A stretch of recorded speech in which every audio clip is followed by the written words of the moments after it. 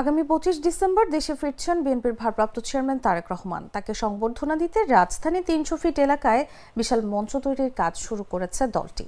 দর্শক, ৩০০ ফিটের মঞ্চ তৈরির কাজে সবশেষ তথ্য জানাতে এই মুহূর্তে সেখানে আছেন সহকর্মী আব্দুল্লাহ আল কাউসার। সরাসরি যাচ্ছি তার কাছে।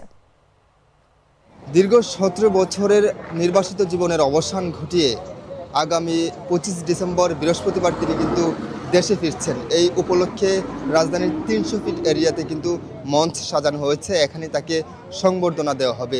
এই উপলক্ষে আমরা দেখেছি যে ৩০০ ফিটের আশেপাশে এলাকা কিন্তু ব্যানার ফেস্টুনে ছেয়ে গেছে এবং সকাল থেকেই রাজধানীর আশেপাশে এলাকা থেকে বিশেষ করে নারায়ণগঞ্জ এবং নরসিংদী থেকে নেতাকর্মীরা আসছেন এবং এসে কিন্তু এখানে ভিড় জমাচ্ছেন, পাশাপাশি এই স্টেজ পরিদর্শন করছেন।